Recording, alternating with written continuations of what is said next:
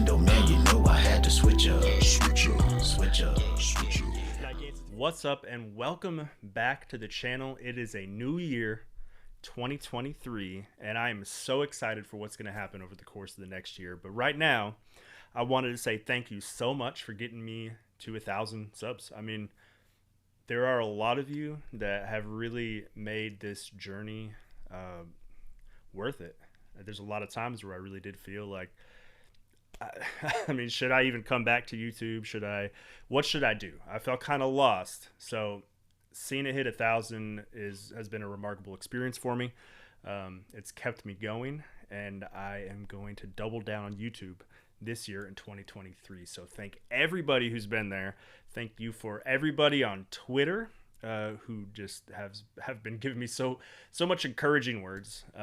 Anyways, I just want to say thank you. And as part of that, hitting that 1,000, just like I did when I hit 500, I asked Twitter to ask me some questions, man. Like anything. Doesn't have to be about video games or music, but you know what it was. Because that's just kind of, the two things. This is the channel, the Switch Bit. I am Switch Bit, and it is where music and gaming collide. So if you're new, welcome. Hit that subscribe button. I'll be coming out with new music very soon and very often in 2023. So I've got quite a few questions here. Let's go over them. First one is from VG Mobster. What is your favorite game console of all time and why? Well, VG, thank you for the question. This one, I used to always say it was the N64. Like I was diehard N64. There's been a lot of consoles since then. And now that I'm kind of going back, yeah, N64 for its time was fantastic, amazing, genre-bending, mind-blowing, all the things. If you were there at the time when it came out, you know this. But it's got a pretty small library now. Some great games, and I think it's because it was during my formative years. Sega Genesis is up there too. I love the Sega Genesis. I'm not that big of a Super Nintendo guy, except for a few really, really great RPGs. And then there's the Dreamcast 2. That's another one that's always been up there for me. But this is going to be it's going to be crazy, I think. But at least right now, my favorite system is the Wii. There are so many underrated games on the Wii. From the WiiWare, the Virtual Console was fantastic. We haven't seen anything like it since. The robust genres, the robust categories, from TurboGrafx to arcade to, just everything.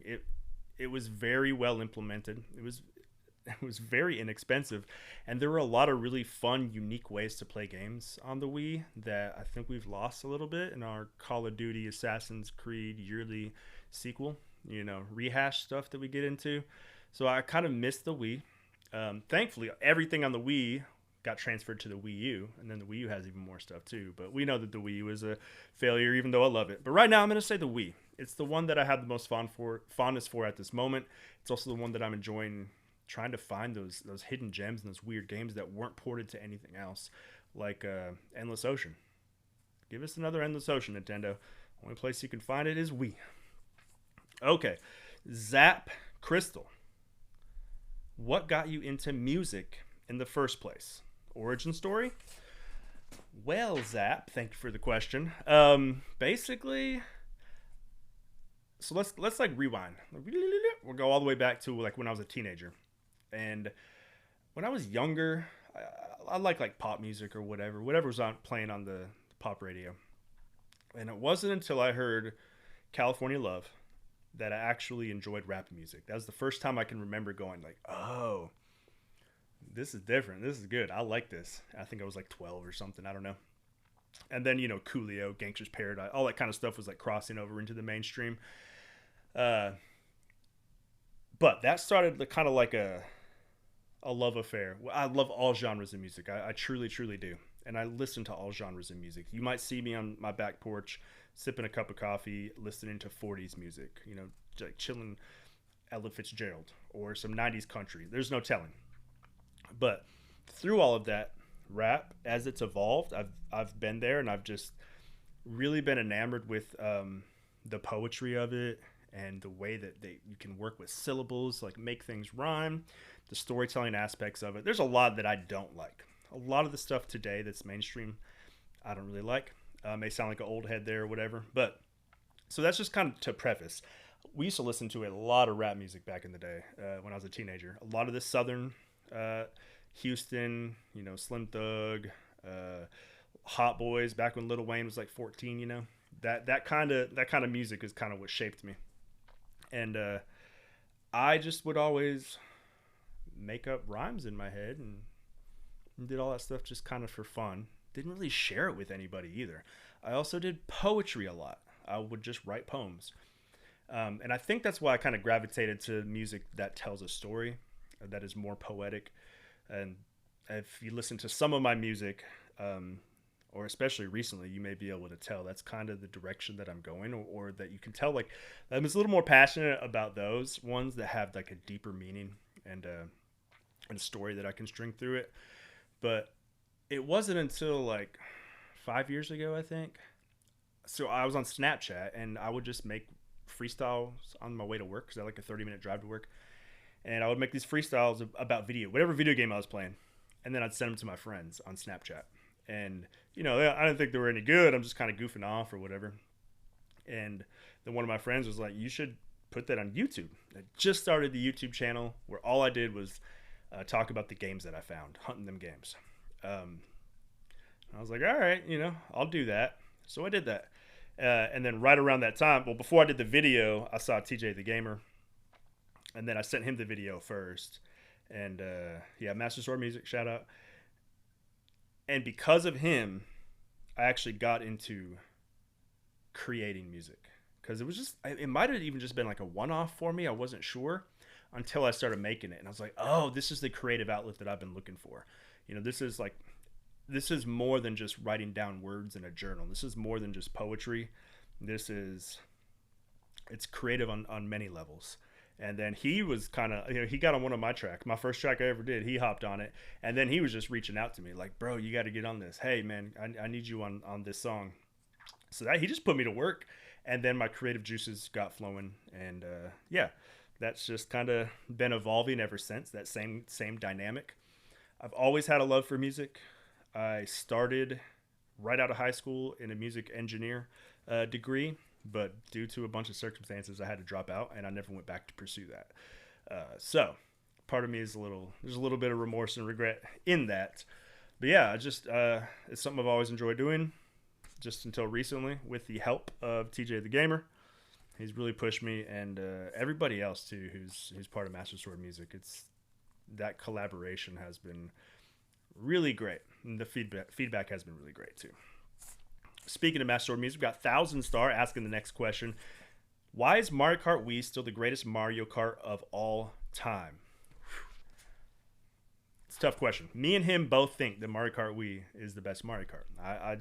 I'll double down on that. It's the one that I've spent the most time with for sure. And I was trying to think about, like, what is it about that?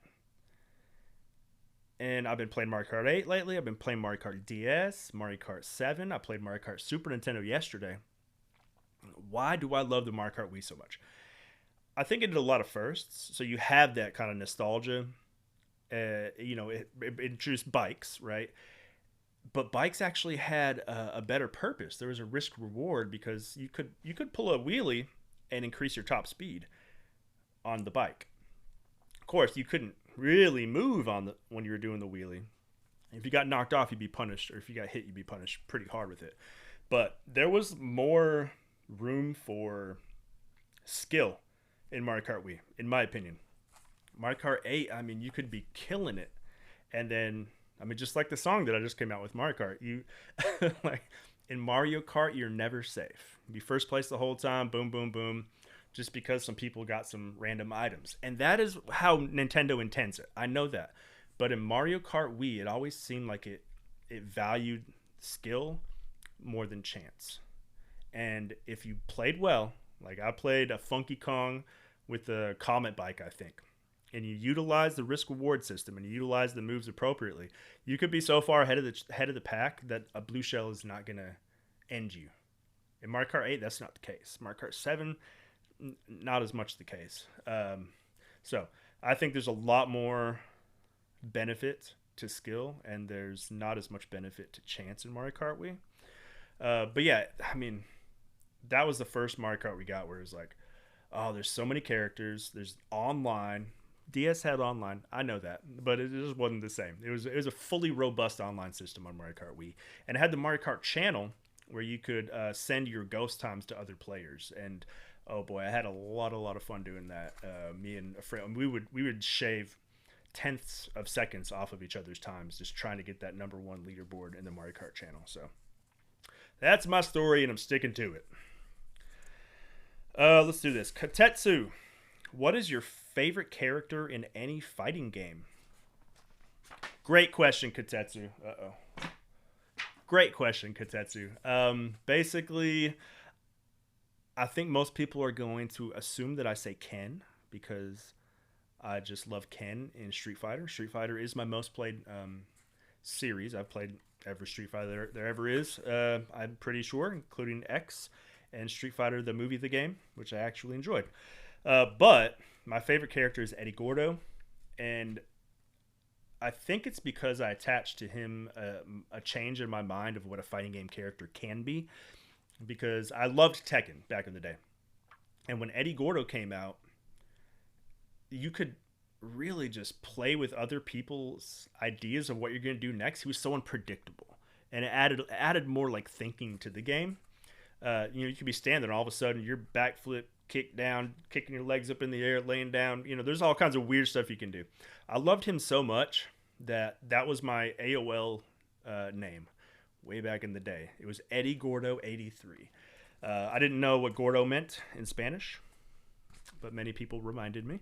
If you don't know what it means, look it up. Nobody realized that it was a video game character. They thought my name was Eddie. Anyways, yeah, so I was watching Katetsu stream Street Fighter 6 the other day, and there's a character named Jamie, and while he doesn't play like Eddie Gordo, he reminded me of Eddie Gordo because his unorthodox playstyle. And ever since Eddie Gordo was introduced in Tekken 3, I have kind of reached out to the characters that are just weird and unorthodox. There's one in Street Fighter 4, El Fuerte or something like that. I can't remember what his name was, but like he was just weird and different, and I wanted to play him. I wanted to play with the ones that other people throw out and just get good with them, and that's all because of Eddie Gordo. But my most played character is Ken. Chaser, the Ultimate Gamer. What is your favorite game of all time and why? He's got 2 parts here. Also, what made you come up with the name Switchbit? I'll start with that last one. What made me come up with the name Switchbit? So back when the Switch came out, I was actually starting a podcast called The Switch Bit, where we talk a little bit about the Switch. And so that's what I named my YouTube channel. Of course, I didn't do anything on my YouTube channel, but I also made all my social medias The Switch Bit. And that never came to fruition, although me and my wife did do a podcast called The Gamer and the Noob. We haven't had time to do that, honestly. So we hope to do that again someday. Anyways, so I had these socials and I had this YouTube channel called The Switch Bit. This was before I was making music, about 6 months before. And of course, when you name something, like when your Twitter name is Switchbit, like that's just what people call you. So it became less about this idea of like a platform or a show or a podcast, and it just like naturally became my name.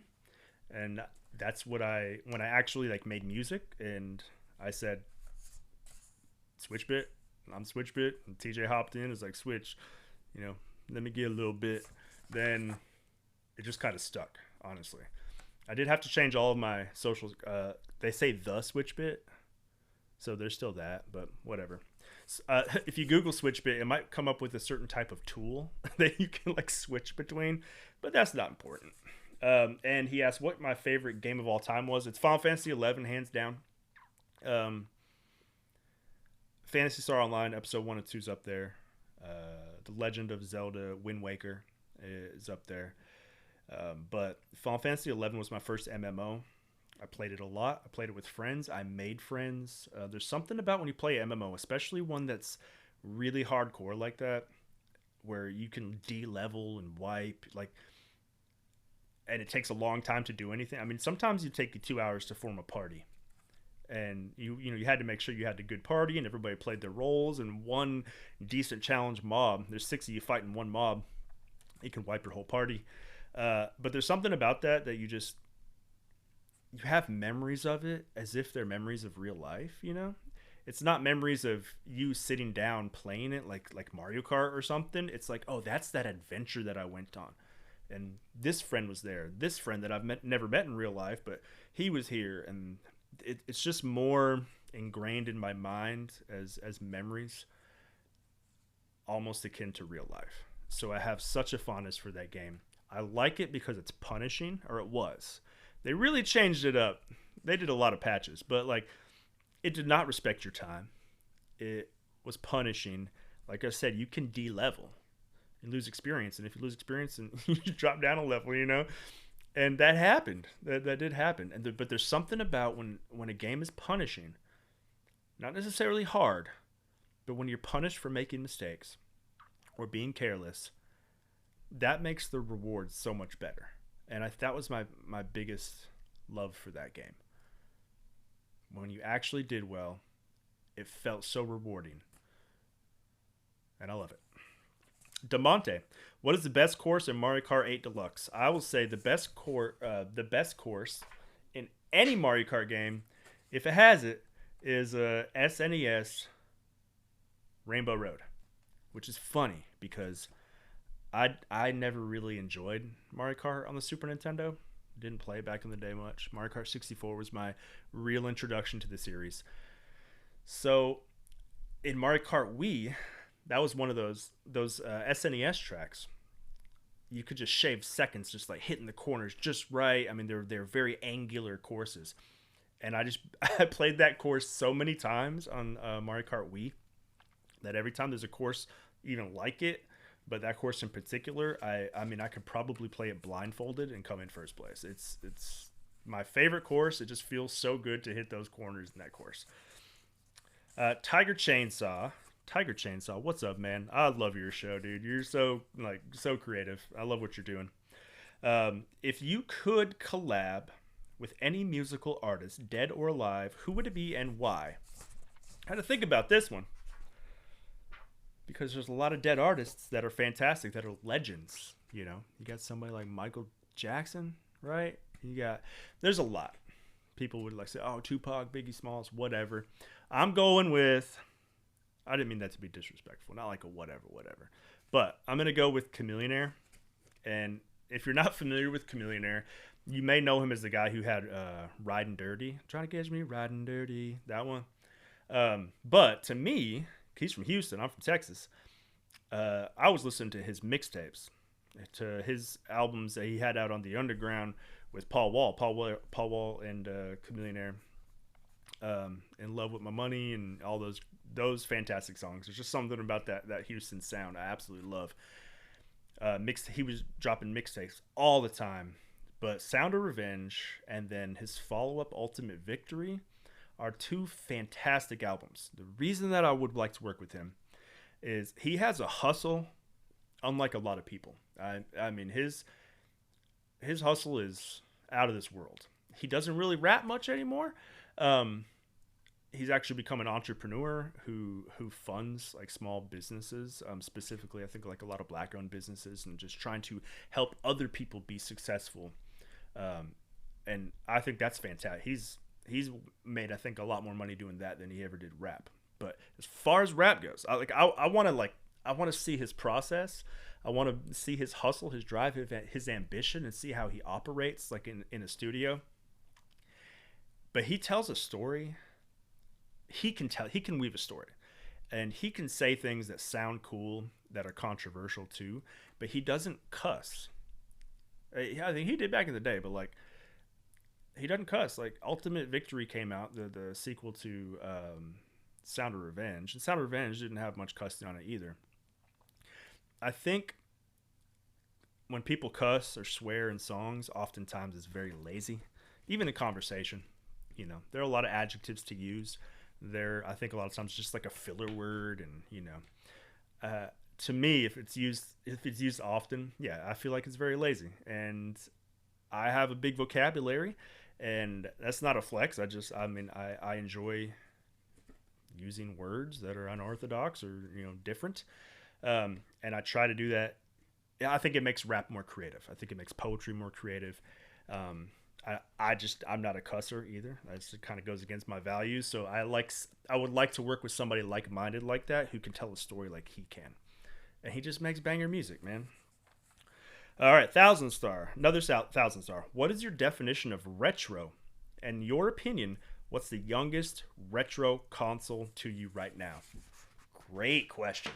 Why is that a great question? I was just having this conversation with somebody who thinks that retro is like Atari, Amiga, NES. And I think retro is much more recent than that. Back in the 90s, we thought the 70s and the 60s were retro. That was 20 to 30 years ago. So if we're talking about 20 years ago, that's 2003. 30 years ago is the mid 90s. I will say, I think that anything that was released in the 90s is 100% retro, personally. I also think that the PS2, GameCube, and Xbox are teetering on that line. I think the way that I would like to define it, and this may change later, I don't know, I'm just kind of spitballing here, but if the media in which like the games are played off of have become either obsolete or not, if you can't go get a CD at Best Buy, that's retro. You know what I'm saying? It's getting harder and harder to find DVDs, and that's why I'm saying, those systems didn't really have much online. Xbox is debatable, but it wasn't robust, so they still did mainly DVD type stuff. I think they're teetering. I think the next consoles that come out, that's when PS2, GameCube, and Xbox will switch over. So for now, I'm going to say the youngest retro console is the Dreamcast. Okay. Last but not least, TJ the Gamer. You have a very unique flow. Is that something that came natural, or did you develop yourself, and how? This one, I actually had to reach out to him on Twitter and be like, what? Like, I guess I haven't analyzed myself in that way to like realize that I have a unique flow. So I was talking to my wife about it too, and kind of listening to my older stuff and just trying to kind of figure out, the way he describes it, which is so weird because that's not music I listen to. I'm not. The first major East Coast rapper that I really enjoyed and listened to was 50 Cent. Like, where I went out and bought all his records, and like, I like some Wu-Tang stuff here and there. A little too aggressive for me. But I did like Bone Thugs. Bone Thugs are amazing. A lot of the Southern rap too. Eminem, of course. So I don't know. I'm thinking back because this has been bugging me. Like, it's not very conscious that I think about developing a sound or a style as far as like cadence or flow or anything like that. I tend to look at each track differently, and just kind of figure out what the beat wants me to do. That sounds kind of cheesy. Sometimes there's no beat. We're working on a song right now with TJ that's like, there's not really a beat to go off of. And that's exciting. That used to scare me. That's exciting to me now because I can do whatever I want. And, like, but the ones where there's like intricate beats, there's, there's like a bass, and then you have some hi-hats and there's several beats like several different modes of delivering syllables on. I enjoy going in between them.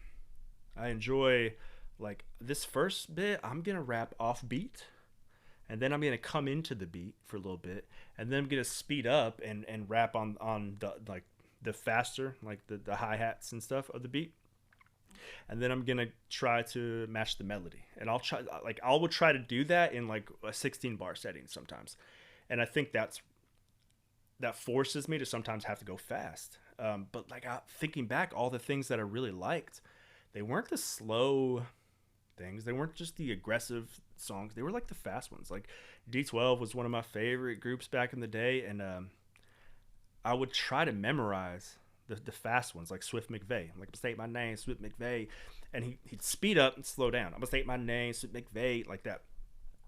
And he'd always I'd be like, oh man, it's like if I can memorize that fast stuff, that'd be great.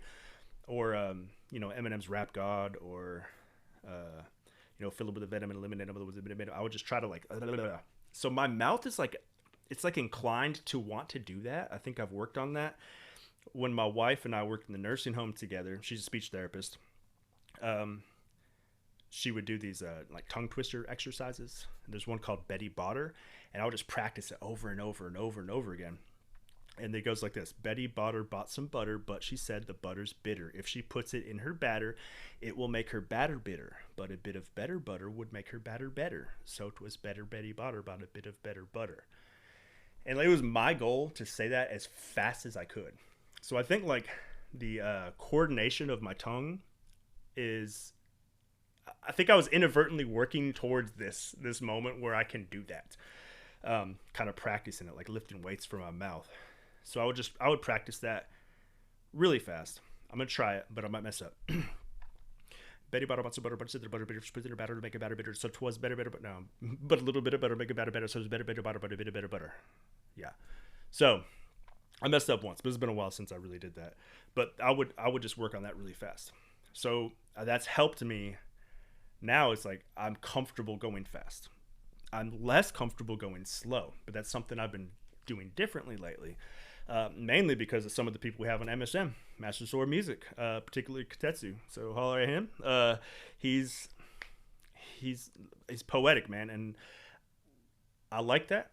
That's kind of where I started back in the day, was poetry. So I also like spoken word, like poetry, over a beat or not. And that's another thing too that I'm trying to kind of incorporate in is providing a little bit of extra emotion. So when I'm given something that doesn't have a beat, I can do it more spoken word and then go into a rhyme. I just like switching it up, man. I think that's it. I just like to switch up, and I think that's kind of what my style has become. Especially now, kind of listening to some of the stuff I've made in the last year or so, is you don't know what you're gonna get, and even if I start slow, I may end very fast, or vice versa, and I may rap off beat or not. So inadvertently, yes, I've been practicing that, I guess, but I just do what the music tells me to. I can't. I know that sounds so cheesy and but when I hear something, I have to. If I don't hear, some words will just come out of my mouth. And I said, okay, I guess that's what this song is about, or I guess that's the first line. And then I will listen to it, and I will craft it as I go. And I don't write stuff down very often. Sometimes I do. But I always kind of craft it as I go, and, this would sound really good right here if I emphasize the first two words, with these syllables, and then slow it down, and then rap off beat. But I'm not thinking, I'm just doing what sounds good to me. I'm not actually thinking I need to rap off beat, I'm just doing what's pleasing to my ears, I guess, and what sounds natural for me in the moment. And I just roll with it. So I don't know if that answered your question, but I appreciate the compliment. That's very cool, man. And everybody at MSM, thank y'all so much for just encouraging me. And everybody who provided a question, thank you for the support. And everybody else, thank you too, because I'm over 1,000, and we're doubling down 2023. We're going to have a video soon that's going to talk about what the vision is, because I did a poll on Twitter, and there's things people want to see, there's things people don't want to see. And up until now, I've just been kind of throwing stuff against the wall, doing what I want to do, and it's time to provide a more focused and curated channel. And let's get it. 2023, man. Thank y'all so much. Later. So don't step to us, we're stepping back. Gotta be so fast like a heart attack. Got a nap for this rap, I should have a plaque. But TJ1K have my back. Don't slack in my rap, have a hazmat hat. That's cold and black for the ash I stack. Cause the flames I spew flow out. This cracked, I hack my craft like an almanac.